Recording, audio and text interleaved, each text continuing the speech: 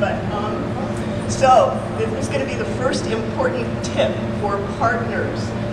Star Wars Pepsi Machine takes 3 guys. Remember that. So Gus wants the Star Wars Pepsi Machine. We have this good friend Al, who might even be here, who's got a Honda Element. And I guess if you're a collector, one tip here is a Star Wars Pepsi Machine fits exactly inside a Honda Element. But this is for partners, so.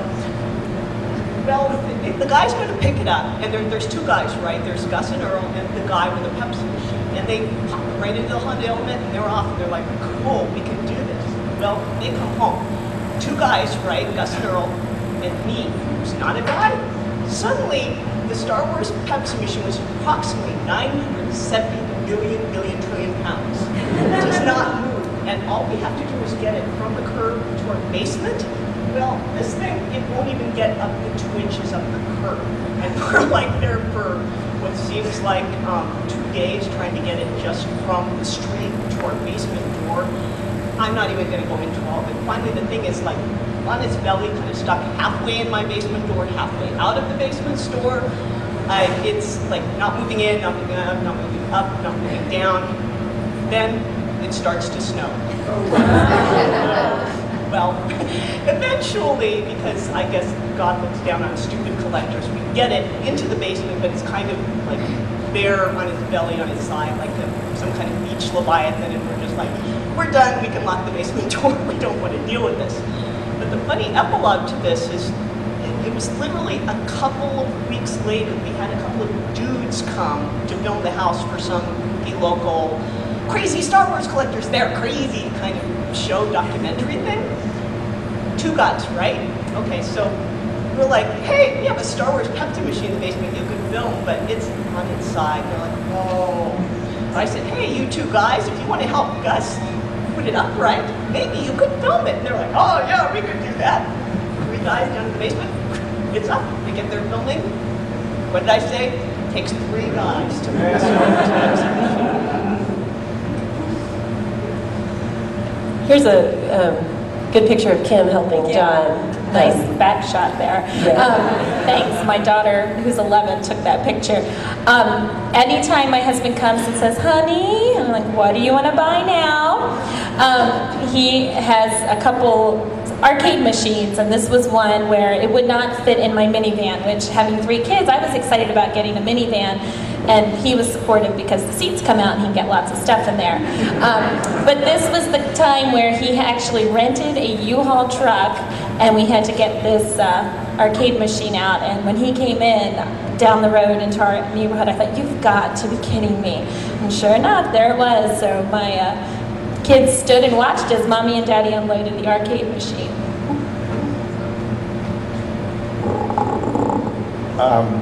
A lot of the stuff that Steve buys comes by truck too, and it's arcade games, big, massive pieces and all. I remember one time a video game came, and the guy who delivered it seemed like he was hungover, and he put it on that lift, and it's on a pallet and everything, and I had a friend that was there too to help, and it started to tilt off the lift, and I went like this, and then my friend went like this, and then finally the truck driver somehow managed to get it off. I thought I was going to die in the crush of this stupid machine. Steve doesn't even know this. I don't think I even told him, but you know, I always, it is our lot in life to suffer, you know. So.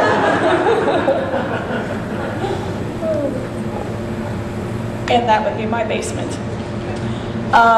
We bought a new house and it had an unfinished basement, so we finished it to put our Star Wars collection down there, and it started off looking like the before picture, and until about 2 weeks ago it looked like the after picture, and that's not even looking at the figure carded room, which has carded figures all up on the wall, mint in package, of course, untouched by human hands as little as possible, with boxes in the center. Then we have an entire room that's floor to ceiling boxes.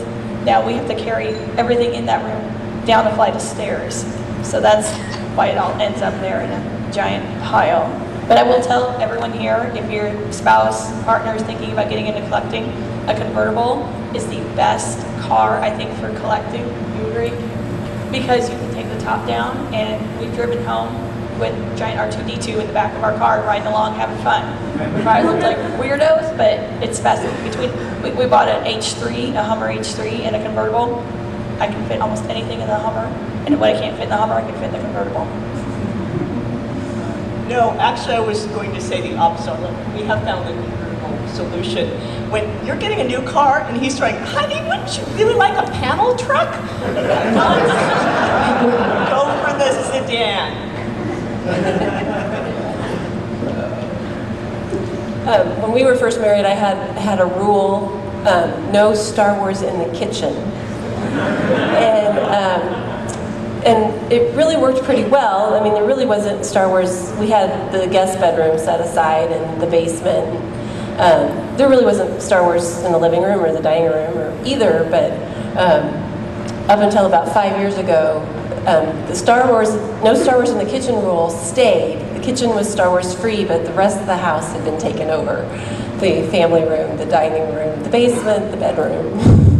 So thankfully, we got to move to a bigger place where there was more space just for Star Wars, and we have a house back. So I slept with a Han Solo frozen in carbonite for many years in our bedroom. did you? I had a Darth Vader standee looming over the bed. Well, we got the Han is downstairs now, but for a long time we did have one of those Star Wars miniatures AT-ATs on top of the armoire in the bedroom. Oh. Don't know why. Maybe I just stopped noticing it after a while, but sleep with strange things.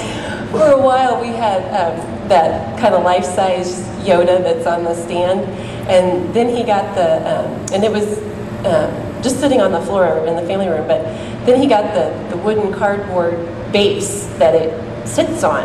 It says, you know, you could win this Yoda, and so we set it on top of it, and it was in such a spot that when you came in the front door of the house, you could see the silhouette of Yoda. And because he was on that standee, he was like the height and the size of a person. And I don't know how many times I walked in the door and went, who's there? And I go, oh, yeah, that's just Yoda, it's okay. Yeah, just don't put those standees on the hallway between your bedroom and the bathroom. We had a Jar Jar that scared me every night for like a year.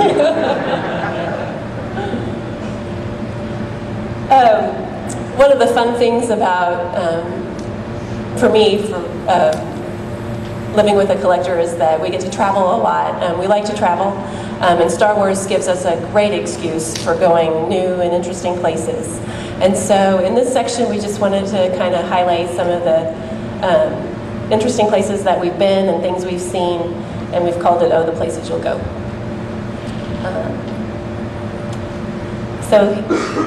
This is Pam in Tunisia. Yeah, I think I'm the only one on the panel who's been to Tunisia Yes, so far. I have Okay. been. Okay. Yeah. We actually, if you've seen my husband's panels about locations, one of the things he started collecting is locations, so just going places where they film the movie, which is really cool. And Tunisia's one of the coolest because it looks like you're in Star Wars. But the first time we went, we were a little naive, so we go to this North African country and like rent a car and decide we're going to drive ourselves around, which it was a little disconcerting because they like drive on the left side of the road, but then we found out actually they drive in the middle of the road, especially the big trucks.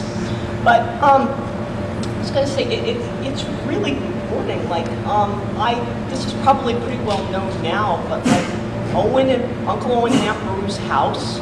The interiors of that, it's a real location. It's a place called Mada, where people call Les Troglodytes, basically cave dwellers. It's the desert, it's hot, people dug themselves caves. And where Luke tells Uncle Owen and Aunt Beru he wants to, transmit his application to the academy, that's a hotel.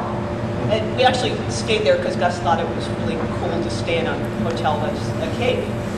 Less about that better. But one thing is they have a dining room. So literally you can sit in Owen and Beru's kitchen dining room, and like you eat your, well, you can't have blue milk, but you can have like couscous and your wine and sit exactly there. And it is the most, if you are a Star Wars fan, this is one of the most epic experiences you can possibly have, because it goes on and you're eating and you're like, I'm in Owen and Peru's house, but the harvest is when I need you most. And everybody cracks up, and then like 10 minutes later, you know, but the harvest is, and everybody cracks up again because it's like the funniest joke ever. But anyway, it's a great experience in the films.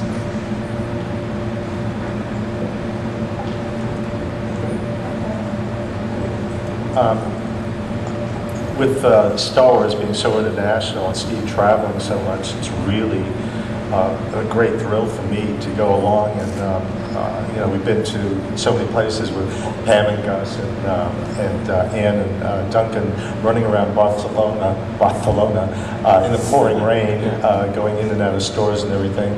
But one of my favorite experiences was when Steve and I were in Paris in 1997. He was going to all these different stores and collecting all this crap, and I just didn't know what the heck was going on. One of the things that he bought was, you know, those Pantone breads, the Italian bread, has the citron in it and everything, and they're pretty tall. And he bought, if I remember correctly, 8 of them. And since they're tall, and they were in a, going back to what we carry, I had to carry the bags like this, because if you went, he said, don't drag it, you know, because the tins were really so important. And by this time, you know, it's hurting here so much, because the day before we got in, I was carrying 2 shoulder bags, of course, like this. So I'm carrying it. God forbid, I did drag it in the middle of the Champs-Élysées, and I broke the bag, and we're collecting it and everything. But the thing is, at the time, France had its national motto, and it was Star Wars. And we're running around to, like, they sell them at the newsstands. And we went to about 4 of them. And Steve does not